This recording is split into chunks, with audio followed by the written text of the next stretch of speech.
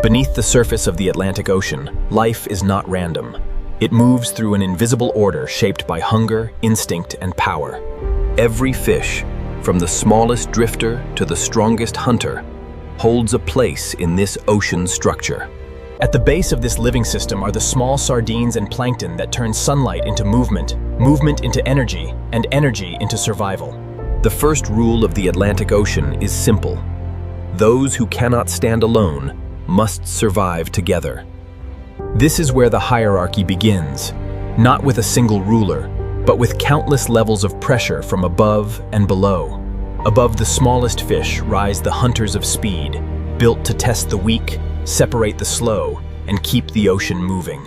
In the Atlantic Ocean, predators do more than take life. They shape behavior, direction, and the rhythm of every school of fish. As the water deepens, the rules change. Size matters, but so do patience, distance, timing, and instinct. Higher in the ocean hierarchy, power is often quiet. The strongest predators do not need to rush to be respected. This is the invisible order of the Atlantic Ocean, a living hierarchy where fish, predators, and the sea itself are bound together. The Atlantic Ocean is not ruled from the top alone. Its power begins with the smallest fish, moving together through the sea. These small herrings are more than food. They are the living bridge between sunlight, plankton, and every predator that rises above them. In the open Atlantic Ocean, a single fish is vulnerable, but a school becomes a moving fortress of light, motion, and confusion. Every turn of the school is a response to pressure. Every shadow in the sea teaches the fish where danger begins. This is the first visible shape of marine hierarchy. The small gather, the fast pursue, and the strong wait for opportunity. The Atlantic Ocean breathes through movement. Fish rise, fish turn, fish descend, and predators read these patterns like a language. Predators do not always need speed.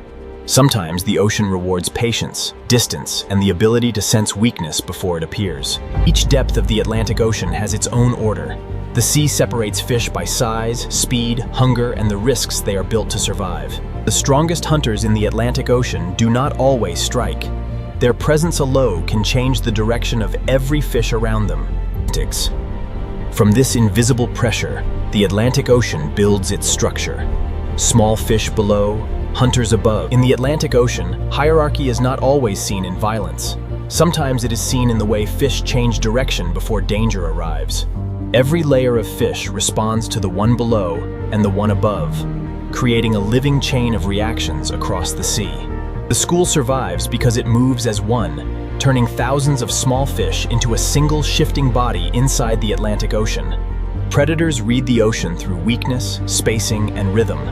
They do not need to chase every fish, only understand the pattern. Below the bright movement of the school, another level of the hierarchy waits, built on patience, size, and control of deeper water. As light fades in the Atlantic Ocean, speed becomes less important than awareness. The fish that survive here must feel the sea before they see it. This vertical order is one of the ocean's oldest designs. The small rise toward light, the hunters patrol the middle, and the powerful remain below. A single shadow can reorganize an entire school of fish. In the Atlantic Sea, fear itself becomes part of the structure. When the pressure passes, the fish expand again, but the memory of the predator remains written into every turn of the school. The Atlantic Ocean is structured by presence, pressure, and movement. Every fish belongs to a pattern shaped by predators seen and unseen. To understand the Atlantic Ocean, we must look beyond single predators and see the structure they create around every fish. This is the hidden architecture of the ocean. Fish divide, regroup, rise, and descend according to pressure they cannot ignore. Between the small fish and the giants, mid-level hunters carry the force of the hierarchy through the water column. The hierarchy is not a ladder, but a web, connecting deep hunters, open water fish, and the smallest life beneath the surface. The Atlantic Ocean is structured by motion. Fish follow currents, predators follow fish, and the sea carries every decision forward. And beneath all this movement, another level waits, where larger predators enter the story, and the ocean's hidden order becomes impossible to ignore. When larger predators rise through the Atlantic Ocean, the entire structure of fish movement changes before a single strike occurs. The ocean announces power through reaction. Small fish gather, mid-level hunters adjust, and the sea opens around the strongest forms. At the upper levels of the Atlantic Ocean hierarchy, dominance is not only speed or teeth, it is the ability to command space. Apex power begins long before contact. Every fish above senses the pressure below, and every movement becomes more careful. The hierarchy is never fixed. It shifts with light, current, hunger, temperature, and the decisions of every fish in the sea. Even when the strongest predator disappears into the Atlantic Ocean depth, its influence remains inside the movement of the fish above. The first layer of the Atlantic Ocean has revealed its truth. Fish do not simply live in the sea. They move inside an invisible order built by predators. Here, survival is no longer decided only by speed. In the coastal Atlantic Ocean, every fish must understand. The reef is a kingdom of boundaries. Small fish search for safety, while larger predators control the spaces where shelter begins. Some predators rule by speed in open water, but others rule by patience, silence, and the ability to disappear inside the sea itself. The coastal reef turns the Atlantic Ocean into a maze, and every fish inside it must choose between open water and hidden shelter. In the reef corridors of the Atlantic Ocean, stillness can be as powerful as speed, because every fish is watched from more than one direction. The hierarchy tightens near the coast. Fish cannot simply flee into endless water. The reef decides where movement is possible. Not every predator rises above the school. Some become part of the seafloor, waiting where fish travel between stone and sand. The open Atlantic Ocean taught the fish to move together, but the coastal sea teaches them something different. In the coastal Atlantic Ocean, the seafloor is not empty space. It is a hidden layer of the hierarchy, where fish move only when the path feels safe. Here, survival belongs to the fish that can read stillness, because in the Atlantic Sea, what does not move may still be watching. The reef wall creates a different kind of power. Fish that control the entrances control the movement of life through the sea. Territory gives a predator strength. In the Atlantic Ocean reef, one fish can dominate a cave simply by never leaving it. Above the reef corridors, long-bodied hunters hold the middle water, forcing every smaller fish to choose its depth carefully. The coastal Atlantic Ocean teaches fish to divide and return, to disappear and reappear, to survive by using the reef as a shield. Not all power in the ocean is large. Some fish survive by becoming difficult to see, turning the seafloor into their disguise. The reef is not separate from the Atlantic Ocean hierarchy. It is where that hierarchy becomes visible. The reef rewards those that disappear. In this Atlantic Ocean hierarchy, camouflage can protect a fish as surely as speed. Some predators in the ocean do not announce themselves with size. They become texture, shadow, and silence among the fish. Between reef and open ocean, mid-level hunters control the crossings, where fish must leave shelter and enter exposed water. The coastal hierarchy is layered sideways as much as vertically, from rock shelter to sand path to open Atlantic Ocean depth.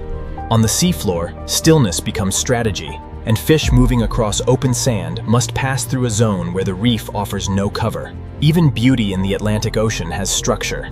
The brightest fish often live closest to shelter, while stronger forms patrol the edges. Here in the coastal sea, the hierarchy is written into every ledge, every shadow, and every fish that chooses where to swim. In the coastal Atlantic Ocean, every reef corridor has a silent order, and every fish must understand which shadows belong to predators. A predator does not need to chase through the ocean when the reef itself brings fish close to its territory. Between one ledge and the next, a fish crosses a dangerous boundary, leaving shelter for a moment inside the open Atlantic Sea. In this ocean hierarchy, stillness can be a warning. Fish survive by noticing the hunter that barely moves. The Atlantic Ocean reef gives predators many ways to rule. Some patrol the water, while others command the hidden spaces between stone. For every fish moving through the reef, the sea is a map of openings, warnings, and invisible lines of control. The hierarchy reaches the seafloor, where fish that look harmless from above may still belong to the hidden order of predators. Above the sand and below the reef crown, mid-level predators connect the ocean floor to the fish-filled upper sea. The coastal Atlantic Ocean is not a flat world. It is a layered kingdom where fish survive by choosing the right height, distance, and shadow. At the boundary between reef and open Atlantic Ocean, every fish must choose between shelter behind and uncertainty ahead. The reef protects many fish, but it also concentrates them, drawing predators to the places where shelter meets open sea. When fish leave the reef, they return to the wider Atlantic Ocean hierarchy, where space increases but protection disappears. The farther the fish travel from stone and shelter, the more the ocean belongs to movement, speed, and watching eyes. The fish gather again because the open Atlantic Ocean gives them no walls, no caves, and no hidden passages to escape into. Behind them, the reef remains a fortress of shadows, caves, and territorial fish, but ahead lies a world ruled by distance. The coastal Atlantic Ocean has shown how shelter shapes power, but beyond the reef, speed and endurance will decide the next order of fish and predators. The second layer of the Atlantic Ocean hierarchy is complete.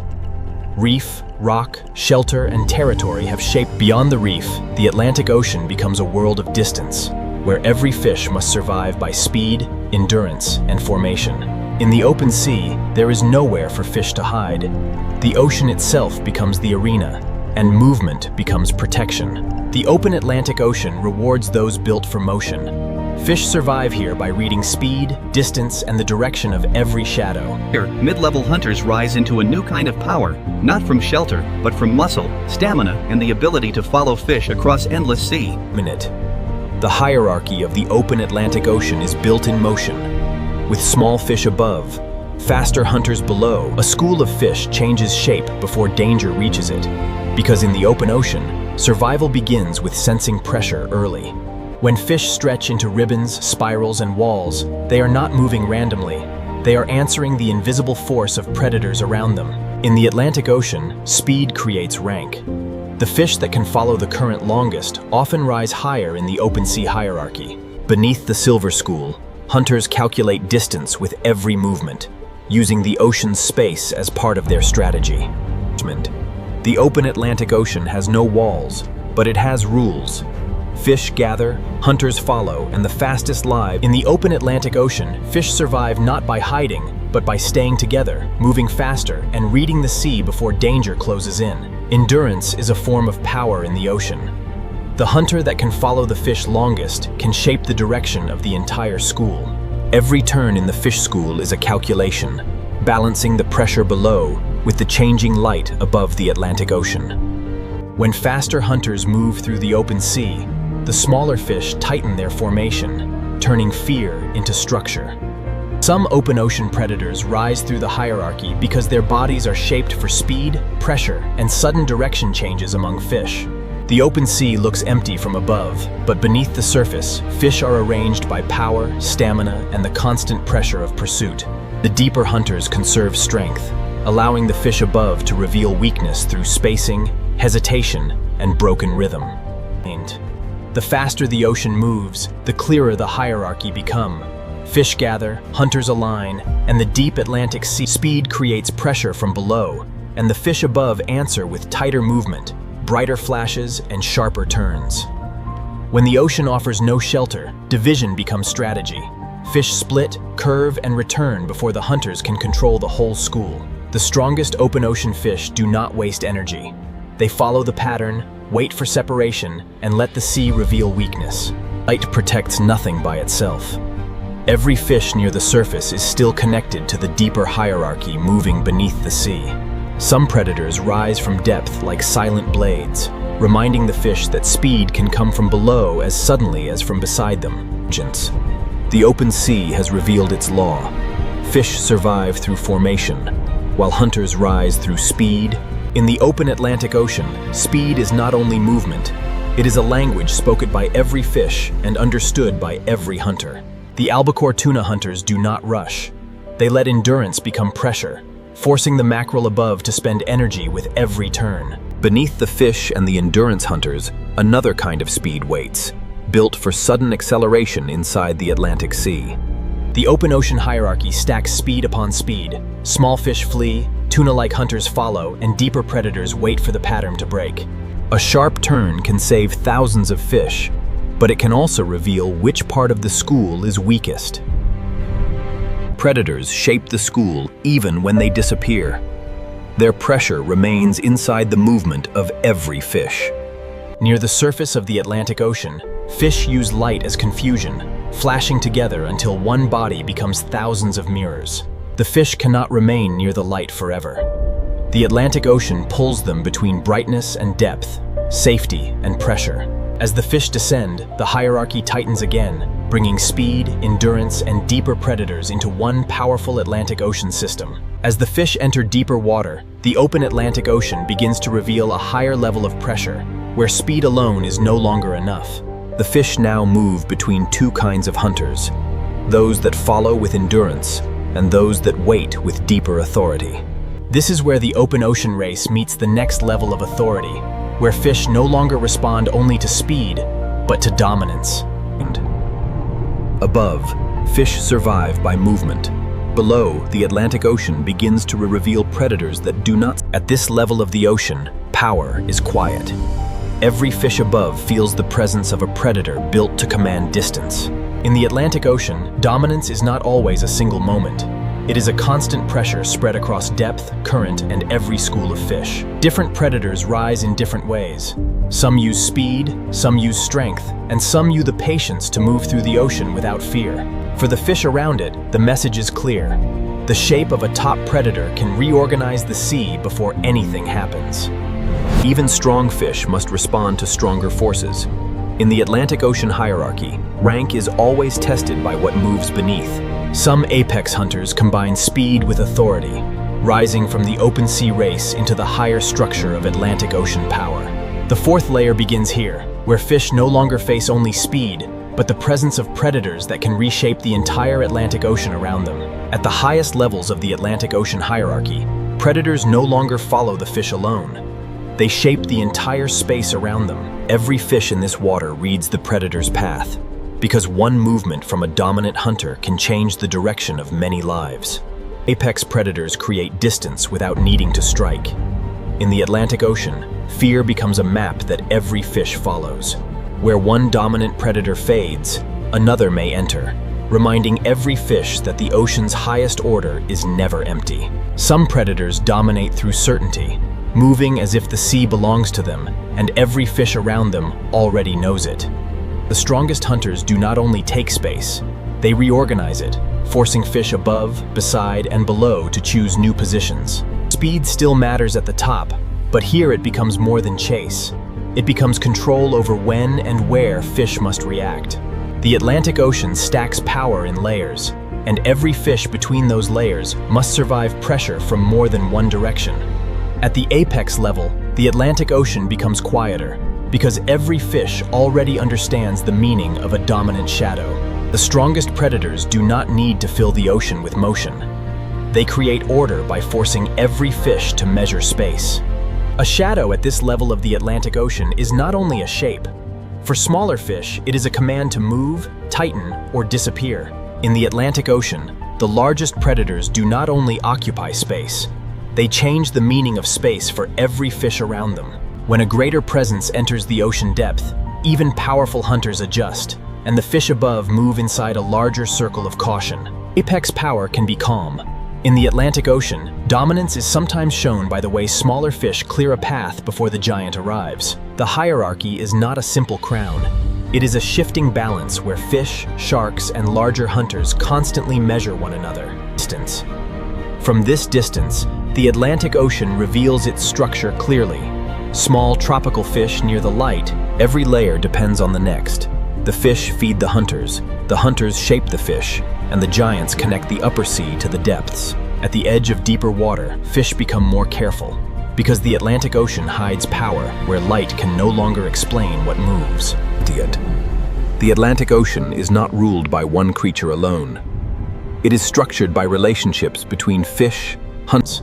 As the apex layer settles into the sea, the fish continue moving, but now the entire Atlantic Ocean feels deeper, heavier, and at the highest level of the Atlantic Ocean hierarchy, silence becomes part of power, and every fish moves as if the sea itself is watching. The fish do not need to see every predator clearly. In the Atlantic Ocean, a moving shadow is enough to rebuild the shape of the school. Between fish and apex predator, the middle hunters become part of the pressure, trapped inside the same hierarchy they help create. This is the ocean's upper order made visible. Fish above, hunters between, apex shadows below, and every layer responding to the next. Apex predators do not need to remain in view to control the Atlantic Ocean. Their influence stays in the spacing, timing, and caution of every fish. As the fish move beyond the apex layer, the Atlantic Ocean begins to change again, pulling life toward a world where light can no longer rule. The predators of the upper ocean have shaped the fish, but below this depth, a different hierarchy waits in darkness. The fourth layer of the Atlantic Ocean hierarchy is complete. Apex predators command the open sea. Below the apex predators of the upper Atlantic Ocean, another hierarchy begins, hidden where sunlight weakens and every fish must adapt to darkness. In the deep Atlantic Sea, speed loses its power. Fish survive by patience, sensitivity. Here, the ocean no longer rewards constant movement. Every fish must save energy, because in the abyss, a mistake can last too long. Where sunlight disappears, the Atlantic Ocean creates its own signals. Fish now follow flashes, vibrations, and faint movements through the dark. In this deeper hierarchy, light becomes a weapon, and a fish that glows may be hiding danger behind beauty. Deep-sea fish live inside a world of signals, where one glow can mean food, warning, disguise, or death. The abyss favors predators that wait. A fish does not need to chase far when darkness brings movement close. In the upper ocean, fish escape through speed. In the deep Atlantic Ocean, escape is slower, quieter, and far less certain. The deep ocean changes the meaning of power. Some predators do not pursue fish. They invite them closer with light. The fifth layer of the Atlantic Ocean hierarchy has begun, where fish move through darkness. Predators wait in silence. In the abyssal Atlantic Ocean, every fish becomes part of a slower world, where darkness controls movement and patience becomes survival. Here, light is rare, and every glow carries meaning. For deep-sea fish, a flash may be a sigurd. The deeper ocean favors strange designs. A fish built for the abyss does not need beauty. It needs grip. In this world, distance is difficult to judge, and every fish must trust vibration, pressure, and the smallest changes in the water. Some deep Atlantic Ocean predators survive by being ready for rare opportunity, because in the abyss, a fish may wait a long time for one chance. The abyss changes the rules of the fish hierarchy. Energy is precious, movement is measured, and even the ocean floor belongs to the hierarchy, where fish hover above darkness and unseen predators watch from the edge of sight. As the Atlantic Ocean floor falls away, the fish enter a deeper order, where pressure rises, and in the abyss, the space beneath a fish can be more dangerous than the space ahead, because predators often rise from darkness without warning. The deeper hierarchy is now fully awake. Fish drift through darkness, predators wait below, and the deeper the Atlantic Ocean becomes, the more the hierarchy depends on patience, darkness, and the smallest movement of fish. In this part of the ocean, fish do not rush through the water. They move as if every direction may hide a waiting predator. Bioluminescence changes the rules of the sea, turning light into language, disguise, and danger for every fish nearby. Abyssal predators often look strange because the Atlantic Ocean has shaped them for a world where food is rare and darkness is complete. The deep sea rewards stillness. A fish that moves too much spends energy, while a predator that waits may survive the longest silence. Here, the Atlantic Ocean feels almost frozen in time, but every fish is still part of a living system of hunger and response. For deep-sea fish, a trail of light can mean direction, food, or danger, because the ocean hides truth behind every glow. In the abyss, even light cannot be trusted. Fish that follow it too closely may enter the territory of a predator built for darkness. The deep Atlantic Ocean has its own vertical order, with fish suspended at different depths according to pressure, hunger, and risk. Below this layer, the Atlantic Ocean becomes even darker, and the fish enter a realm where the hierarchy is ruled. In this deeper Atlantic Ocean layer, fish do not move through space alone. They move through pressure, darkness, and the invisible presence of predators. The abyss teaches every fish to fear what cannot be clearly seen, because the strongest hunters may exist only as movement in the dark. Even near the seafloor, the hierarchy continues. Fish gather above ridges, while predators use the shape of the ocean itself as cover. A ridge in the deep Atlantic Ocean can become a wall, a shelter, or a hunting edge, depending on which fish controls the darkness around it. In the abyss, some predators are not small and strange, but vast and mysterious, moving through the Atlantic Ocean like legends made real. The deep ocean hides giants where light cannot follow, and every fish nearby becomes part of a hierarchy. Below the strange giants, the Atlantic Ocean becomes even more open, yet every fish still moves as if surrounded by unseen watchers. In this darkness, fish follow the smallest signs, because the sea offers no horizon. Some giants do not belong only to the surface or the abyss. They cross between worlds, carrying the hierarchies. At this depth, the Atlantic Ocean brings together fish, giants, and hidden predators inside a world wishes. The abyss does not belong to one predator alone. It is shared by fish that drift, squid that hide, and list. In the deepest Atlantic Sea, sight becomes uncertain, and every fish must survive through pressure. The abyssal order is not fast. It is patient, vast, and silent, shaped by rare encounters. Along the trench walls of the Atlantic Ocean, smaller fish live between hidden eyes and larger shadows, never fully free from the pressure of the deep. The deep Atlantic Ocean may seem separate from the world above, but every fish here is still connected to the same chain of life. The fifth layer of the Atlantic Ocean hierarchy is complete. In the abyss, fish survive through silence. The hierarchy is not trapped in one depth. It moves through the ocean, linking darkness, open water, reef, and every school of fish. Without this pressure, fish would move differently, feed differently, and change the entire rhythm of the ocean around them. Predators keep the ocean from becoming unbalanced, guiding where fish gather, how they feed, and when they move away. This constant dividing and reforming is part of the Atlantic Ocean's balance, allowing fish to survive while predators keep the system active. Predators often test the edges of a school, and by doing so, they help keep fish populations stronger, faster, and more aware. What looks like danger from one angle becomes balance from another, because the sea depends on pressure to keep life moving correctly. From plankton to fish, from fish to hunters, and from hunters to giants, the Atlantic Ocean turns every life into part of a larger design. Near the surface, small fish carry the energy of the ocean upward, feeding the next level of life and sustaining the hunters that follow. Every level depends on the one beneath it, and every predator depends on the fish it helps keep in motion. At the deeper levels, larger predators remind the entire ocean that balance is maintained not by peace alone, but by pressure. The Atlantic Ocean is not a collection of separate lives. It is one living structure, where fish, predators. The Atlantic Ocean holds balance through connection, where every fish movement becomes part of a larger pattern shaped by predators. If one layer changes, the entire sea responds, because fish, hunters, and apex predators are bound together by pressure and need. When predators keep fish moving, the ocean stays alive with rhythm, preventing one group from overwhelming the rest of the system. Balance is not stillness. In the Atlantic Sea, balance is constant motion between fish that flee, hunters that follow, and giants that wait. The reef, the open sea, and the abyss are not separate worlds. They are connected layers of one Atlantic Ocean hierarchy. From bright fish schools to deep predators, the ocean depends on each level to keep the next one in balance.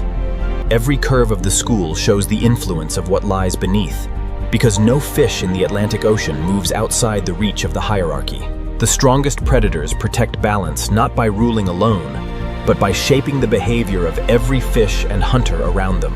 This is the true structure of the Atlantic Ocean, not a single throne, but a living network of fish, predators, and depth. The more we follow the fish through the sea, the clearer the truth becomes. The Atlantic Ocean survives because every level is connected. The Atlantic Ocean is structured by connection, where fish, predators, depth, and current form one living balance. Every fish belongs to more than its own school. It belongs to the movement of the entire ocean around it. The Atlantic Ocean is not ruled by one creature.